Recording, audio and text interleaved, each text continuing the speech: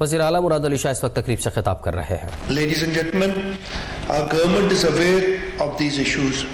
We are taking decisive actions to confront these challenges head on. I'll just touch upon a few of our initiatives, a few of our challenges. Obviously, first and foremost is the education sector. Education, as we all know, is the cornerstone of progress. We in the province of Sindh are forging partnerships to improve access to quality education. I'll talk about our public-private partnership initiative, and not only in the infrastructure sector. We started about 13 years ago with our first project in the province of Sindh in infrastructure, but we've grown from there, and now we've introduced public-private partnership in the service sector, and most prominent are health and the education sector. In the education sector, we've got a number of educational management organizations with whom we have entered into contracts to run our schools that we built, and we've seen a marked difference. Again, the population that we are right now touching is very small, but the plan is to go forward and use the private sector's passion and the experience both in the education and the health sector and the resources that the government has to ensure good quality education and health services. In the health sector, again, the challenges that we face right now are problems in primary health. In the tertiary health sector, we are very proud that we've got institutions like the National Institute of Cardiovascular Disease, the Sindh Institute of Urology and Transplant, the Jinnah Postgraduate Medical Center, Gambat Institute of Medical Sciences in Gambat. These are providing world-class tertiary health services. But again, in the primary health, we've started, and we're looking into forging alliances with the private sector. And there, again, under the public-private partnership model that we have, we've been managed to get organizations interested in managing the hospitals along with the government interested, and we've had some partial success in it. One of the key problems that we face, and both my earlier speakers talked about, is the danger of climate change.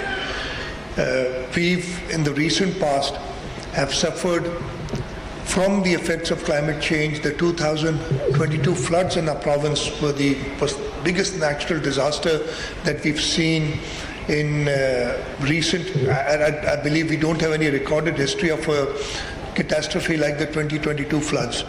The 2022 floods, when the UN Secretary General was here, called it, he said it was of biblical proportions and a monsoon on steroids.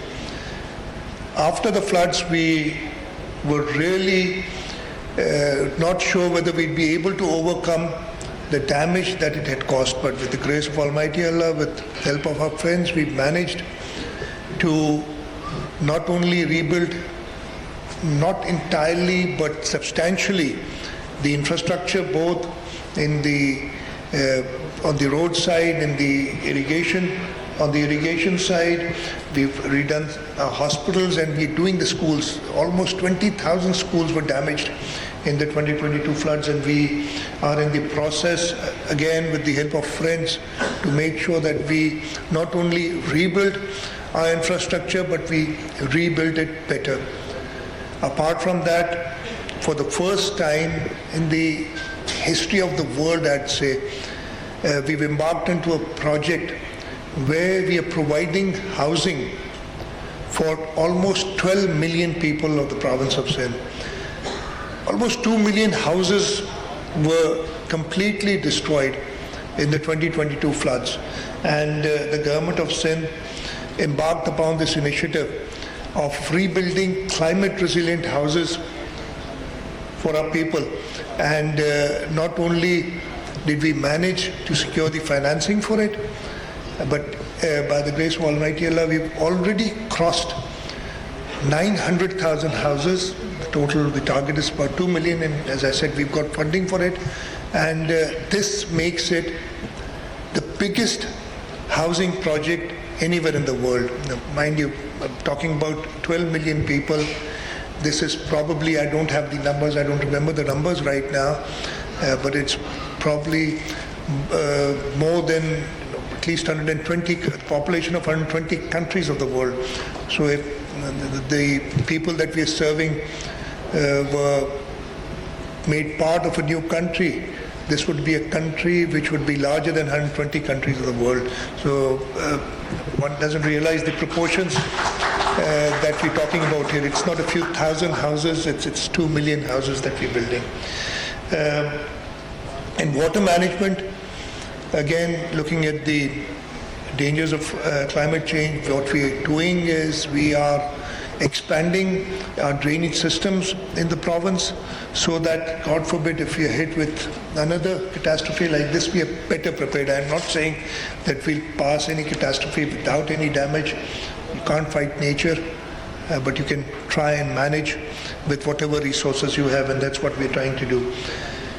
Another area that we are working on is making sure that the city of Karachi, which is the growth engine for Pakistan, gets the necessary infrastructure. Again, Karachi, which was at the time of independence a few thousand people, has grown astronomically, and with a city of a population of more than 20 million, the recent count,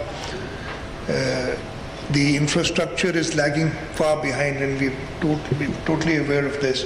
What we're doing is making sure that we build the water infrastructure, bring in more water into the city to fulfill the needs of the 20 million plus people. Wastewater, the Solid Waste Management Board has been formed, and it's performing much better than what we used to perform earlier. We are looking into waste to energy projects for the city. We produce more than 15,000 tons of garbage every day, and we generate this garbage, and we need to make it to good use. The transport sector, the transport in this province, again, we are building right now 3 bus rapid transit systems. Apart from that, we are introducing electric buses, with the first 500 buses have been approved. Our plan is to take this to 8,000 electric buses for the city of Karachi, and we are on a way to this. Climate change, I'm grateful to the global president. She talked about our initiatives in the carbon market sector. We are the only province, not even the federal government was able to raise, and what we did was, again, in public-private partnership, we offered our mangroves, and through these we've been able to date earn $15 million in carbon credits, and the potential is much larger. And what we've done is we've got another project which has been launched in the public-private partnership, for forestation, and again, the revenue model for it is earning through carbon credits, selling the carbon credits and earning from it. There's a lot that the government is doing, but we can't do it alone. We need partnerships.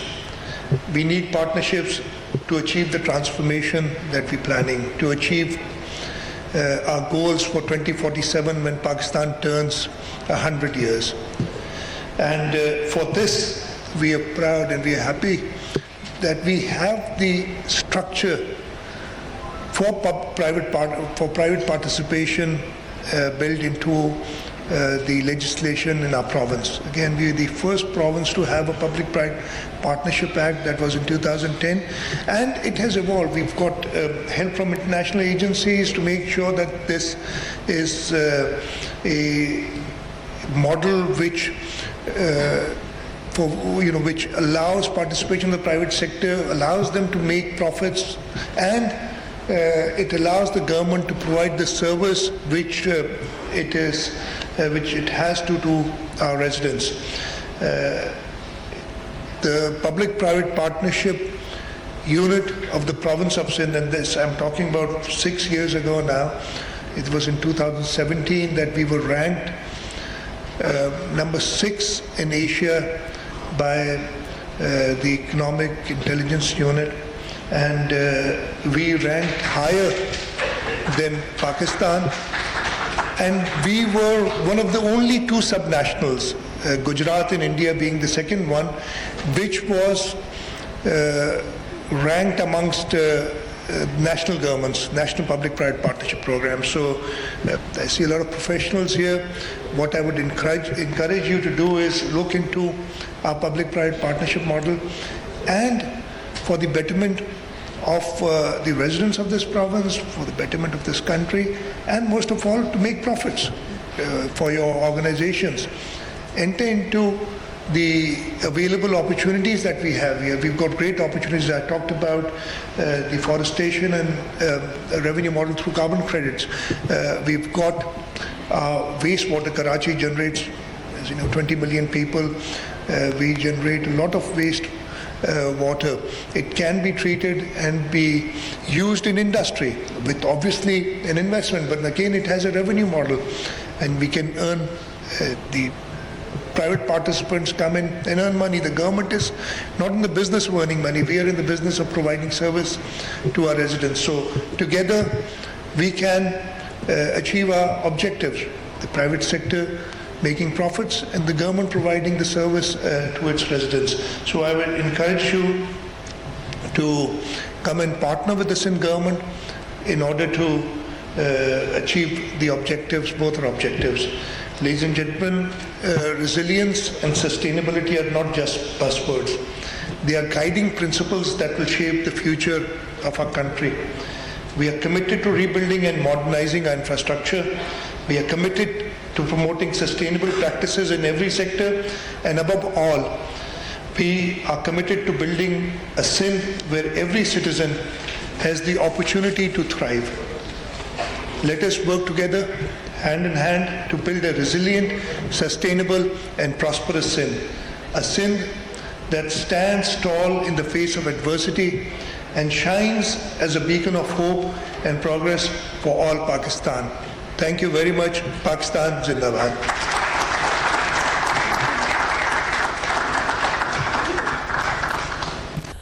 वज़ीर आला सिंध सैयद मुराद अली शाह कराची में तकरीब से खिताब कर रहे थे। कहना था कि मौसमियाती तब्दीली के चैलेंजेस से निमटने की कोशिश कर रहे हैं। सिंध में सैलाब के बायस लाखों अफराद बेघर हुए। 2022 के सैलाब से सिंध सबसे ज़्यादा मुतासर हुआ। कहा कि मौसमियाती तब्दीली के चैलेंजेस से निमटने के लिए पब्लिक प्राइवेट पार्टनरशिप ज़रूरी है। सेहत और तालीम के शोबे में निजी शोबे को आगे आना होगा।